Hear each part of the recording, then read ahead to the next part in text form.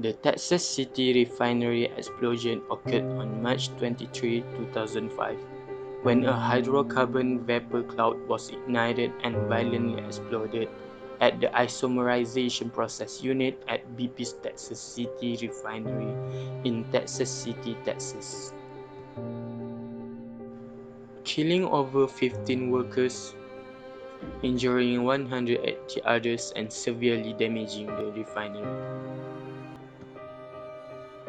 BP's own accident investigation report stated that the direct cause of the accident was heavier than air hydrocarbon vapors combusting after coming into contact with an ignition source, probably a running vehicle engine.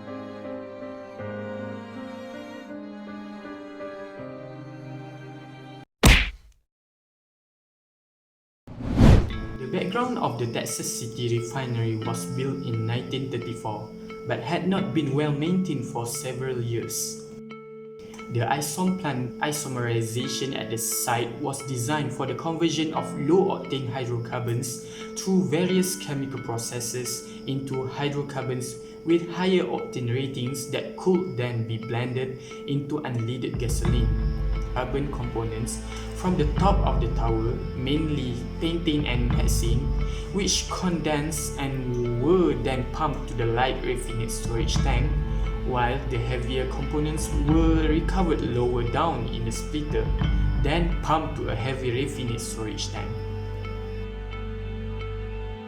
About 2 a.m. on March 23, 2005, the night lead operator had shifted to work on highly flammable liquid hydrocarbons into the raffinate splitter tower. In normal operation, it only about 6.5 feet of liquid should be present in the bottom of the tower. Near that, there was a level indicator that measured how much liquid was inside. It sent the information to the control room.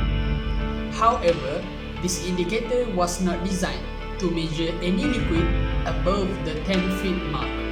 A high level alarm activated and started sounding in the control room. That means the tower overfilled. The feed was stopped and the indicator showed that the liquid had filled below than 10 feet of the tower. By this situation, we know that this indicator was not show actual or accurate reading. They calculate that the tower was already filled above the range of the indicator about at 13 feet. By 9:50 a.m., the operation still running and adding more liquid to the tower although it full. Even though the liquid was into the tower, there was no flow out as stated in the procedure. The valve that controlled the liquid flow out was closed. 10 minutes later, the furnace started to begin heating up. It continued to fill rapidly with liquid in the tower to more than 20 times the normal level. At the time, they calculate that the level reached 138 feet inside the tower, while the indicator told the operators that it was below 10 feet.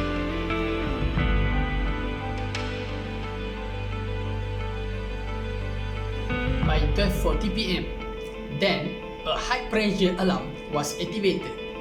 The burners was turned off in the furnace to lower the temperature.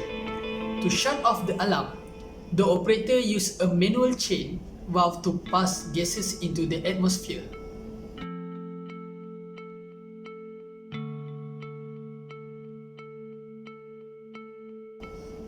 By 1 p.m., operator opened the valve to allow the liquid from the bottom of the tower to storage tanks.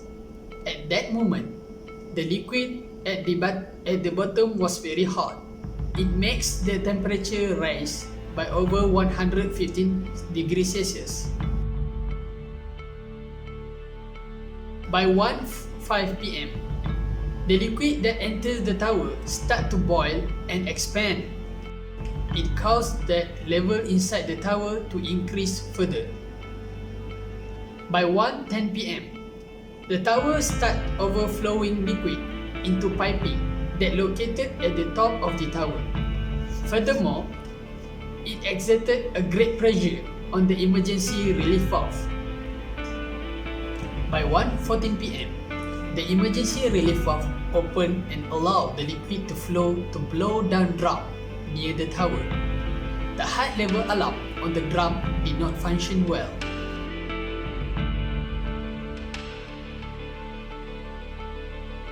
The drum filled completely and looked like eruption from the top of the blowdown.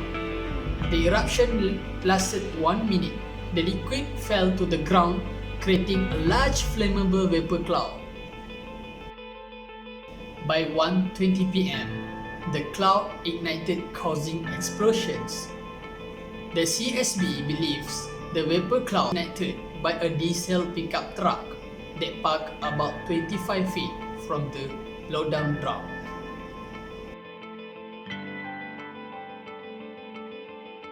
Because of the incident that happened to the electricity refinery explosion, there are many impacts that affected to the environment, human health, and also economy.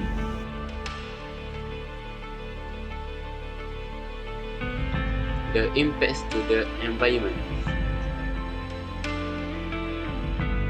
First is air pollution. It occurs when any harmful gases, dust, smoke enter the atmosphere and make it difficult for plants, animals, and humans to survive as the air becomes dirty. It also leads to the has happened. Second is water contamination. The water pollution results when the contaminants are introduced into the natural environment. Because of the incident, the water at the surrounding become affected. The impacts of this incident to humans. Casualties and injuries. Around 16 contract employees were killed and a total 180 employees in the refinery were injured. The employees is from the JE Marriage Company, Flowcorp Corporation, and the General Electric Corporation. The impacts to economy. The facility and equipment damaged. Around 70 vehicles, such as trailers, damaged because of the explosion. The adjacent building and 50 storage tanks also damaged because of the incident. Second is offsite damage. This damage offsite building were located up to 3/4 of a mile away from the explosion. The several houses was affected by this incident. So, there are few things that caused of the incidents. First, failure to learn from near misses incidents. Second, an absence of safety culture. Third, the absence of hazard prevention by management staff. Fourth, safety and hazard prevention is outdated. Fifth, job cuts from the management. And sixth, poor maintenance culture. So, what we can do to prevent the incidents? First, overcome immediately all problem. Second, improve the safety culture. Third, hire more employees to increase efficiency. And fourth, invest more in safety at workplace. Murphy's Law has defined that anything that can go wrong will go wrong. So, we need always to have prevention steps to avoid any incidents at workplace.